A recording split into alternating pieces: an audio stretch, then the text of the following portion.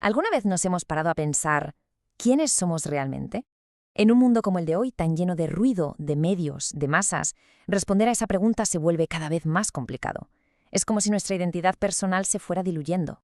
Entonces, ¿cómo podemos encontrarnos en medio de este mundo tan complejo? Vamos a intentar darle una vuelta. Y para empezar a tirar del hilo, vamos a partir de una frase de lo más provocadora del escritor Jorge Luis Borges. Esta idea, ¿verdad?, nos obliga a preguntarnos, si la propia realidad es incierta, ¿qué pasa entonces con nuestra identidad? ¿Será también, en cierto modo, una ilusión? Como en cualquier construcción, lo primero es entender el terreno sobre el que vamos a trabajar, y en este caso, nuestro terreno es la mismísima cuestión de la identidad, o sea, el reto de definir quiénes somos en mitad de toda esa incertidumbre.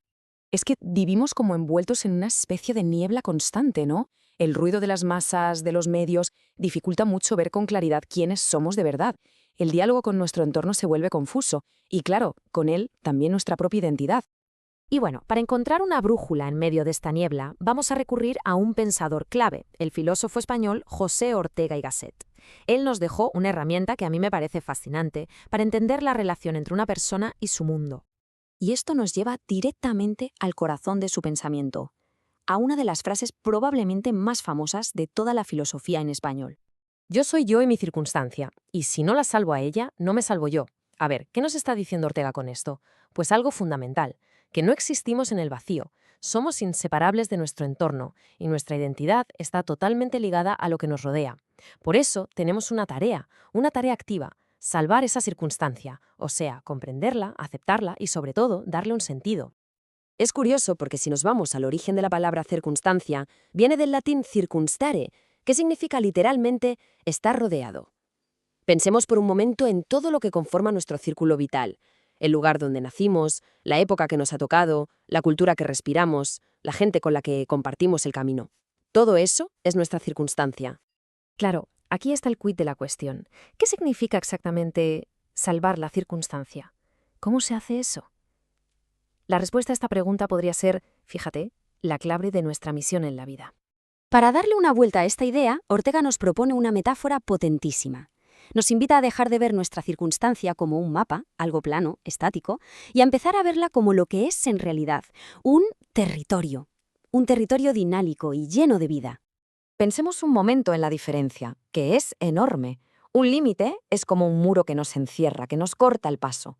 Pero nuestra circunstancia, nos dice Ortega, es más bien una frontera, un lugar de encuentro, un punto desde el que podemos mirar hacia afuera y que nos abre a un montón de experiencias nuevas. Para orientarnos en este territorio necesitamos 3 coordenadas, por así decirlo. La primera coordenada es el aquí. Este es nuestro centro, nuestro mundo interior, el punto de partida desde el que observamos todo lo demás. La segunda coordenada es el allí. El allí es todo lo que está fuera de nosotros, el mundo exterior, las otras personas, la sociedad, las montañas, las ciudades, todo aquello que no es nuestro yo inmediato. Y aquí, claro, llega la pregunta del millón. Si tenemos el aquí, que es nuestro interior, y el allí, que es el exterior, ¿dónde está el ahí? ¿Dónde vivimos realmente? Pues el ahí no es un lugar físico, es ese espacio único, personal, que cada cual crea en la frontera, en esa interacción constante entre nuestro mundo interior y el mundo exterior.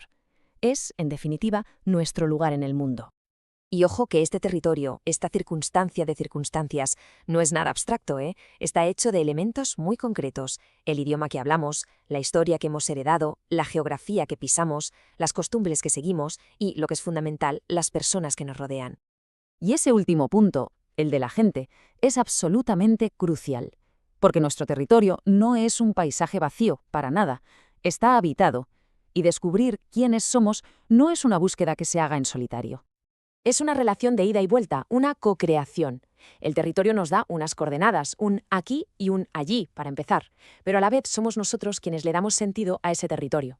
Por eso no existe el territorio, sino mi territorio, que es único para cada persona. Así que, al final, el componente más importante de mi territorio no son ni las cosas ni las ideas, sino las otras personas. Somos seres sociales y nuestra identidad se va forjando en esa red de relaciones que construimos. Ortega lo explica de una manera que a mí me parece brillante. Dice que las personas que conocemos no son simples espectadores de nuestra vida. En sus palabras, eso que yo, sin más, veo de ustedes no es la vida de ustedes, sino precisamente una porción de la mía. Vaya, que se convierten en parte de nuestro paisaje, en parte de lo que somos. Muy bien, ya tenemos la teoría. Pero, ¿y ahora qué? ¿Cómo llevamos todo esto a la práctica? Porque aquí es donde de verdad todo cobra sentido. Pues aquí está la idea clave de todo esto. La identidad no es algo que se nos da hecho y ya está. No, es un proyecto que tenemos que ir construyendo a lo largo de toda la vida. Es nuestra gran tarea, nuestra verdadera vocación. Según Ortega, hay, digamos, dos maneras de falsificar nuestra vida, de no ser auténticos. La primera es ignorar la realidad, hacer como si nuestras circunstancias no existieran. Y la segunda es no ser fiel a uno mismo, o sea, vivir la vida que otros esperan en lugar de seguir la propia vocación. Y esto nos conecta con un imperativo muy antiguo, que popularizó el poeta Píndaro y que Ortega hizo suyo. Llega a ser quien eres. La misión, por tanto, no es intentar ser otra persona, es llegar a ser la versión más auténtica de uno mismo. Y eso solo se puede hacer aceptando y trabajando con nuestra circunstancia, que es única e intransferible. Y así, al final, todo este viaje filosófico nos deja con una única pregunta, que quizá es la más importante de todas y que ya resuena de una forma muy personal en cada quien. ¿Cuál es el auténtico programa de vida de cada cual?